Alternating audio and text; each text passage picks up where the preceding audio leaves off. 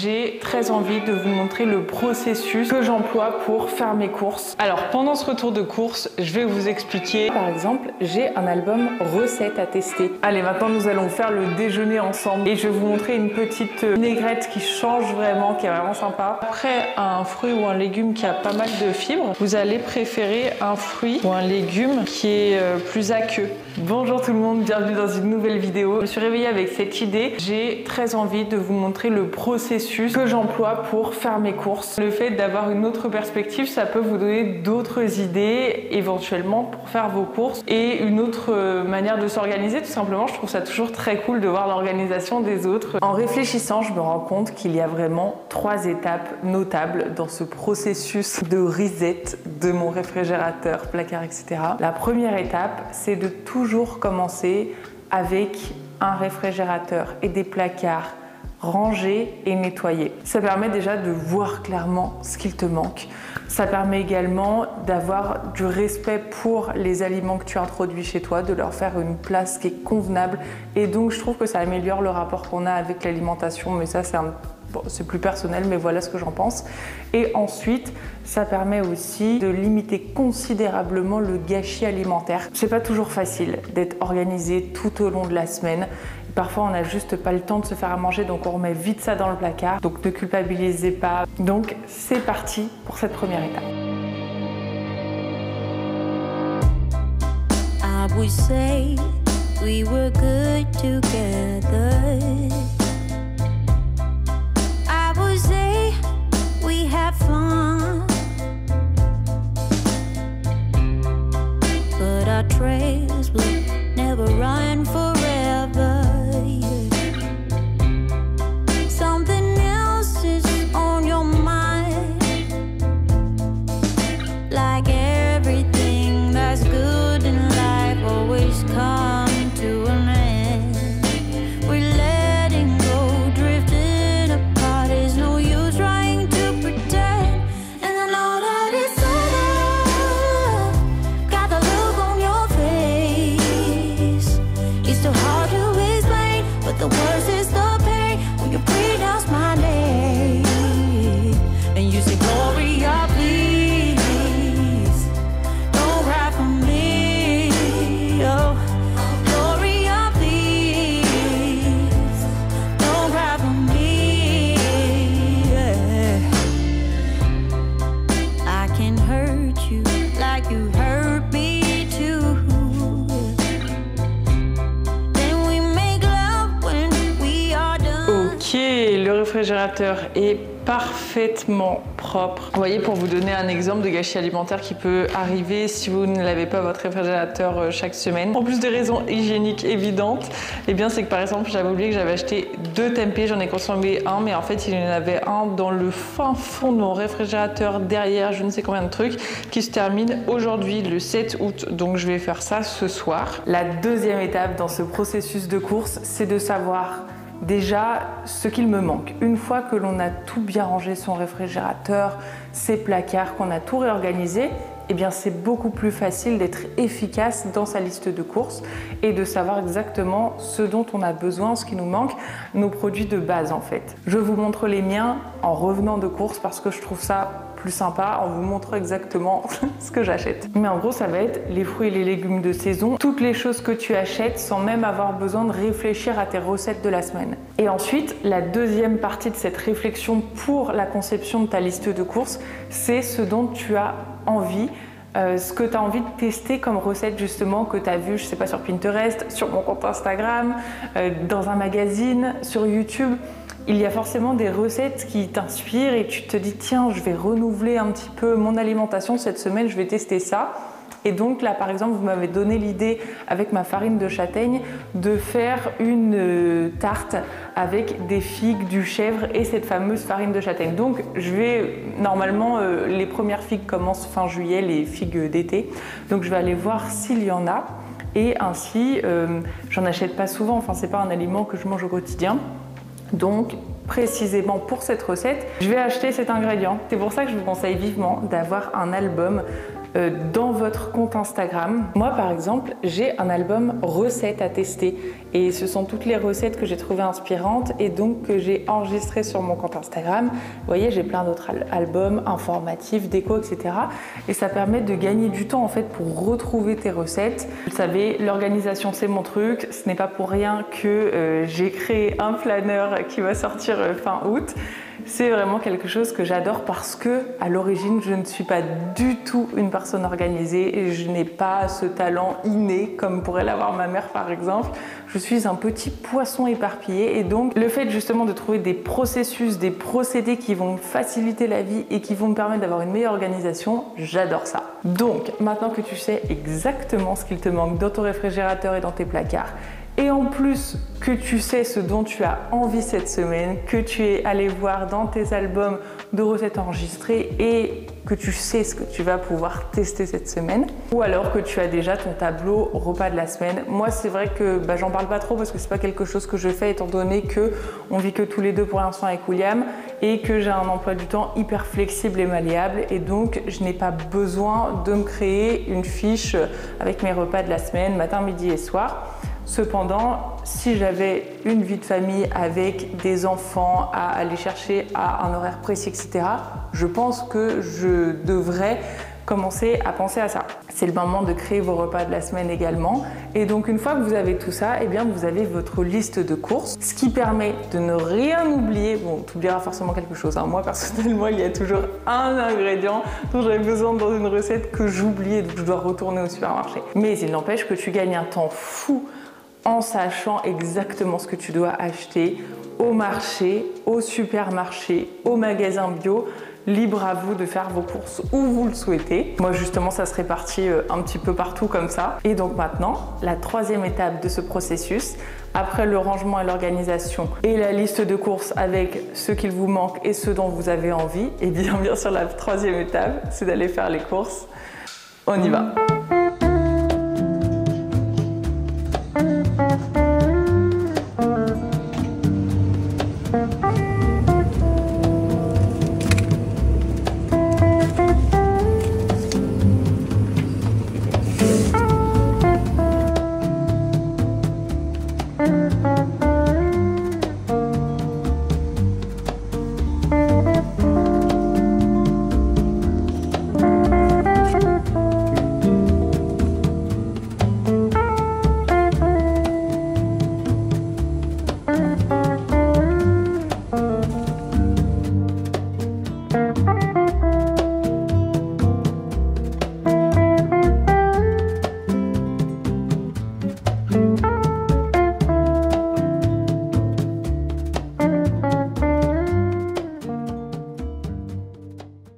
Pendant ce retour de course, je vais vous expliquer mon processus de décision.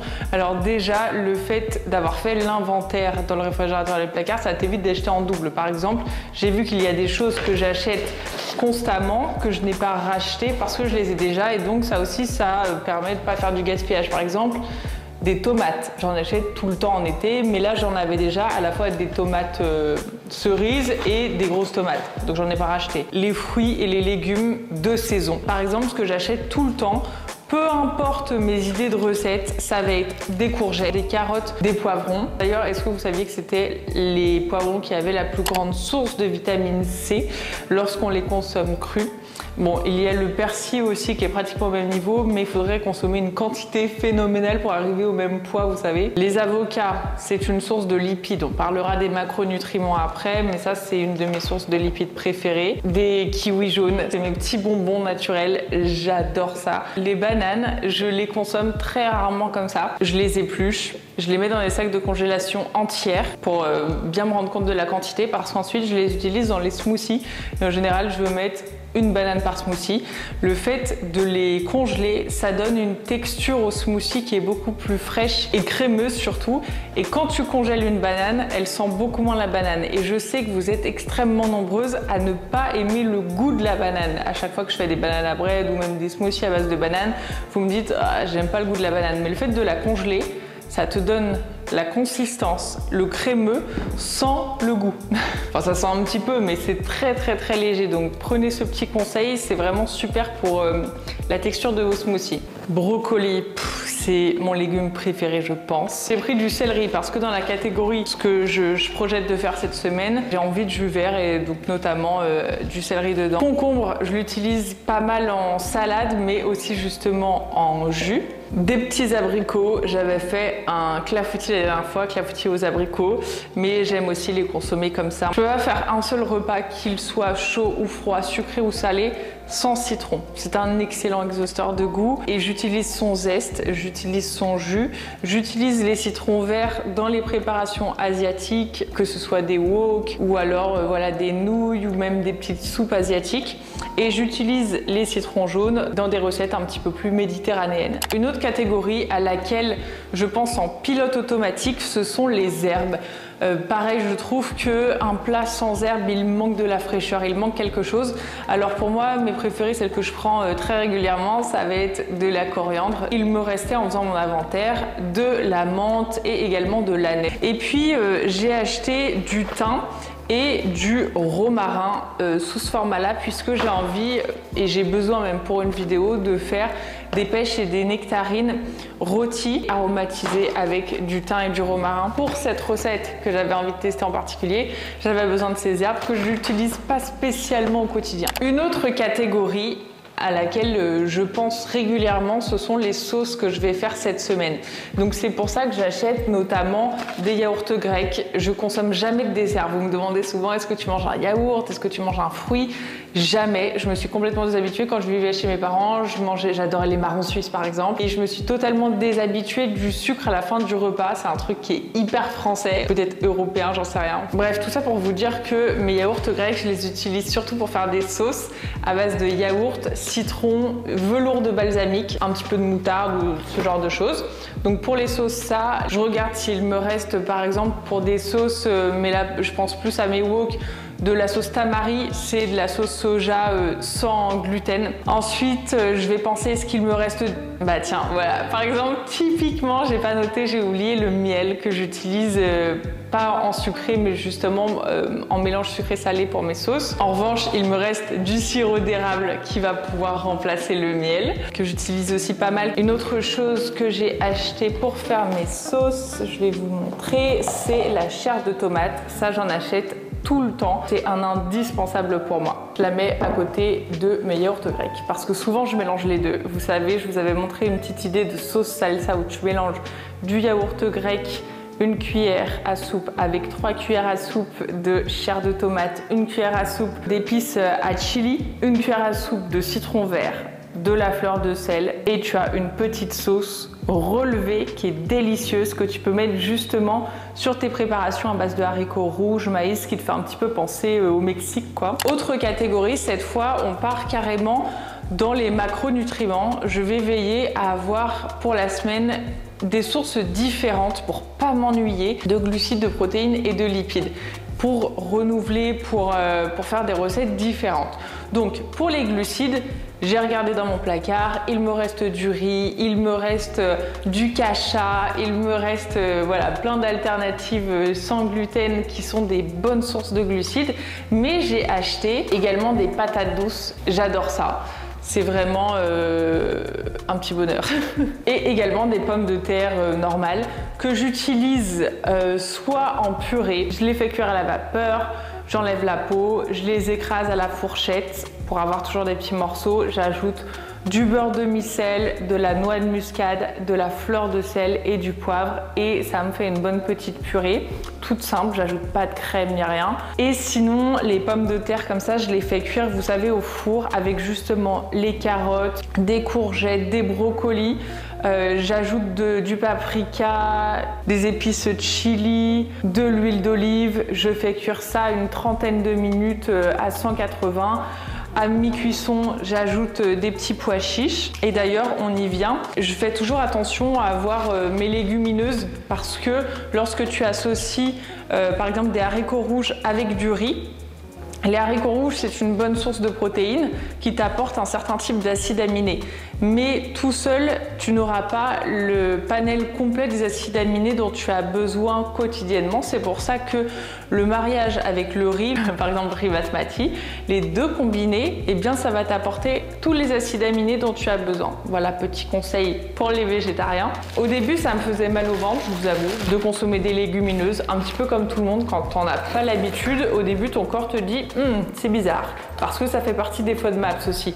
Si vous êtes sensible aux FODMAPs, peut-être que vous devriez limiter votre apport en légumineuses, mais moi c'est pas mon cas pour le coup. Au début la digestion n'était pas si facile, mais après c'est comme tout, hein, le corps est une machine à s'adapter. Maintenant ça me fait absolument plus rien et je me sens bien quand j'en mange parce que c'est à la fois réconfortant mais je me sens pas lourde ni rien. Donc j'achète tout le temps des haricots rouges que je mélange avec du maïs qu'il me reste encore, donc c'est pour ça que j'en ai pas racheté. J'ai des pois chiches également, je m'en sers très souvent soit pour faire des sauces, ma sauce à l'orientale que je vous ai présentée 1000 fois, vous la connaissez par cœur, ou alors tout simplement pour avoir un apport en protéines un peu supplémentaire sur mes légumes, etc. Pour les lipides, je consomme, vous avez vu, des avocats, de l'huile d'olive, des œufs. C'est également une source de protéines très importante pour moi, que ce soit en omelette, au plat, brouillé, dur dans des salades. Les œufs, c'est vraiment ma source de protéines préférée. Mais je consomme également du tofu. Alors là, vous allez hurler, mais écoutez, moi j'adore le tofu Björg, surtout le fumé. Je le trouve génial, tant au niveau de la texture qu'au niveau du goût. Vous allez me dire, enfin chez Naturalia, j'y vais de temps en temps, alors je vous le montre, le tofu que j'achète, tomates séchées basilic, le Typhoon, c'est une très bonne marque. Mais je suis désolée, le Björg il est facile à trouver et je le trouve très bon. Pour William, du poulet, moi vous le savez, j'en consomme pas, mais bien sûr on en achète pour lui, je en fais. En laitage, il me restait du chèvre par exemple, j'adore le chèvre, c'est mon fromage préféré. Mais comme en faisant l'inventaire, j'ai vu qu'il en restait, je n'en ai pas racheté. Il m'en restait sous forme de bûche et sous forme de fromage frais à tartiner sous mes avocats de toast. Sinon, ricotta, même pour faire mes sauces et tout, extra. Alors je sais que c'est pas de la vraie feta, mais j'aime bien la salakis, voilà. Du beurre demi-sel, mon préféré, le paysan breton. Ensuite, William consomme toujours du roquefort, Société, son préféré, voilà. Du fromage blanc qu'il mange le matin avec ses céréales, ça ne me concerne pas, ça j'adore. Pour l'apéritif, des arachides wasabi. Dans les sauces, pour aller avec le yaourt grec, avec la chair de tomate, avec la ricotta, et bien la crème de coco, un indispensable pour moi.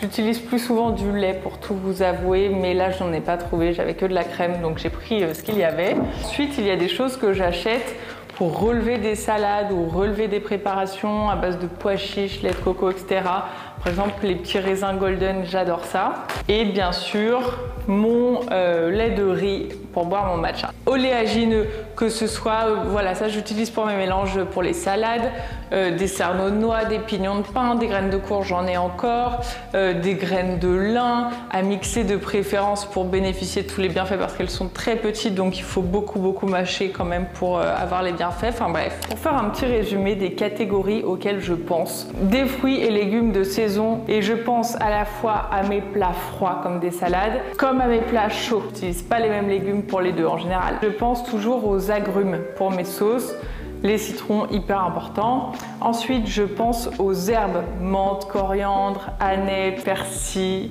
voilà, ciboulette si vous aimez ça. Ensuite, je pense à mes sauces, chair de tomate, lait de coco, yaourt grec, huile d'olive, balsamique, que sais-je. Je pense ensuite à mes conserves, notamment les légumineuses, des haricots rouges, des pois chiches, du maïs, des haricots blancs, voilà. Et ensuite, je pense à mes 3 macronutriments.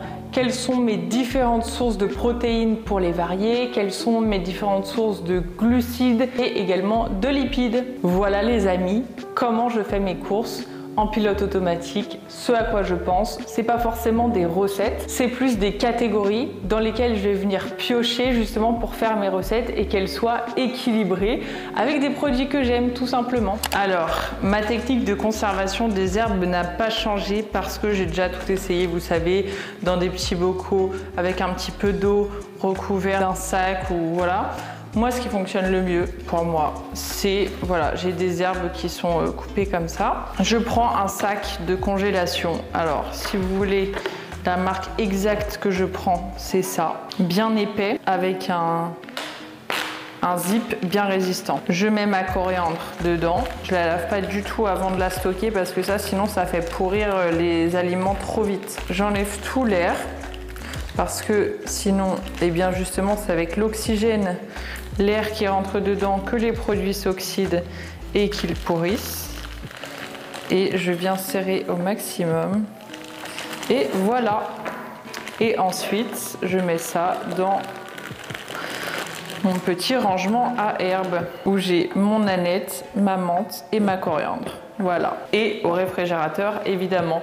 Et ça se garde 10 jours, 15 jours, vraiment sans problème, quoi. Il y a certains fruits que je ne mets pas au frais. Faites attention à ce que vous mettez ensemble. Si vous mettez des pommes et des pommes de terre, eh bien les pommes de terre vont faire pourrir vos pommes beaucoup plus rapidement. Donc ça fait pas bon ménage. Donc c'est pourquoi je fais ça. Je vais mettre les pommes en bas. C'est pas du tout fait pour ça, mais pourquoi pas. Et les avocats au-dessus. Place des petits gâteaux pâtissiers, nous avons des avocats et des pommes, mais au moins vous voyez, les uns ne font pas pourrir les autres. Alors les amis, le reveal, je pense que l'on peut dire qu'il s'agit d'un réfrigérateur bien rempli. Nous avons ici les fruits et légumes que je mets au frais parce que j'aime lorsqu'ils sont froid, mais aussi parce qu'ils se conservent plus longtemps, notamment les carottes, lorsque tu les mets au frais, ça se conserve bien plus longtemps. Ça, c'est une bonne chose de fait. Quand tu commences un lundi comme ça, c'est très satisfaisant. Ça te donne envie de faire les choses correctement. Vous avez vu tout à l'heure, j'avais fait de la place pour ajouter justement les conserves, le lait de riz, la chair de tomate. Ici, c'est le pain de William. Tout est bien organisé. Le avant-après est dingue, non? Allez, maintenant, nous allons faire le déjeuner ensemble. Je vais vous montrer une recette de salade saine, simplissime et hyper savoureuse, qui est bien équilibrée en termes de macronutriments. Et je vais vous montrer une petite sauce, une vinaigrette qui change vraiment, qui est vraiment sympa. Et surtout, c'est une recette que vous allez faire en moins de 15 minutes. Vraiment, littéralement. C'est parfait pour l'été. C'est parti. Je vais prendre du faux couscous, enfin pas du faux mais du couscous maïs et riz, parce qu'en fait j'adore l'association dans une salade. Bon, je l'ai jamais goûté, hein. Normalement j'utilise ça, mais je vais essayer le sans gluten pour voir ce que ça donne. Une dose de couscous pour une dose et demie d'eau. On va faire une et on va couvrir la semoule. Et elle va gonfler. Et avec l'eau qui bout encore, je vais m'en servir pour faire des œufs pour ma salade. Verdict, c'était délicieux. On n'a même pas fait la différence avec de la semoule de blé. Je la mélange avec de la roquette. J'ajoute du maïs que j'aurais fait griller à la poêle si j'avais eu un petit peu plus de temps. Des tomates cerises, quelques tranches d'avocat, des œufs durs. Pour la vinaigrette, je mélange du citron vert, du sirop d'érable, une petite cuillère d'huile d'olive, de la fleur de sel. Et c'est tout. Et vous allez voir que c'est incroyable pour les salades comme ça. Ça rehausse les saveurs sans les masquer. Un petit peu de coriandre et de poivre. Et c'est déjà prêt. C'est vraiment délicieux. Et je vous dis en moins de 15 minutes, cuisson comprise. Nous sommes le lendemain. Je suis retournée chercher des choses qui me manquaient. Par exemple, mon miel. Mais également, j'ai acheté du persil pour faire un jus vert. C'est ce que l'on va faire ce matin. Je vais vous montrer une recette de jus vert. J'ai acheté du gingembre parce que finalement, il m'en restait qu'un tout petit peu. J'avais envie de vous présenter une deuxième recette, mais cette fois pleine de chlorophylle. Finalement, je suis fan du présentoir à pâtisserie en tant que présentoir corbeille de fruits. Donc, je vais prendre une pomme. Regardez le beau basilic que je viens d'acheter, il est somptueux. Nous avons le céleri, la pomme, du citron vert, concombre, gingembre et du persil. C'est parti! J'ai lavé et coupé tous les ingrédients. Après, un fruit ou un légume qui a pas mal de fibres, comme par exemple le céleri, vous allez préférer un fruit ou un légume qui est plus aqueux pour le bon fonctionnement de votre appareil. Ça n'a aucun impact sur votre santé dans le sens où tout est mélangé de toute façon après. Mais c'est voilà, pour que ça fonctionne mieux, vous voyez les fibres qui commencent à sortir de ce côté-là. Je vais mettre le concombre. Je termine jamais par les herbes, je les mets toujours avant. Comme ça, la pomme que je vais mettre ensuite va pousser vraiment l'herbe. Donc le persil, c'est extrêmement riche en vitamine C. Et là, j'en ai mis une bonne quantité qui aurait été pas génial dans un plat, si j'en avais mis autant, à part dans un taboulé libanais, mais... Ok, je vais ajouter les pommes.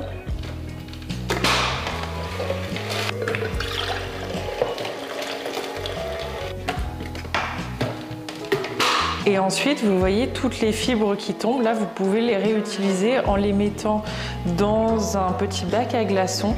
Et ensuite, vous en servez pour faire vos sauces, par exemple, ou alors même pour avoir un petit cube de fibres supplémentaires pour vos prochains smoothies, ou alors tout simplement vous les compostez. Santé! Il est énorme, mais alors là, vraiment bien dosé le verre. C'est tellement frais. J'espère que vous aurez trouvé dans cette vidéo de l'inspiration pour votre organisation, pour votre processus de course, de rangement, ou tout du moins j'espère que vous aurez trouvé simplement une forme de motivation, que cette vidéo vous aura été agréable. Je vous remercie de l'avoir regardé jusqu'au bout. On se rejoint tout de suite sur Instagram, où comme vous le savez, je poste tous les jours vers 19 h, sauf le samedi. Ou sinon, on se rejoint bien sur YouTube dimanche matin pour un nouveau weekly vlog à 10 h. Prenez soin de vous. Bye!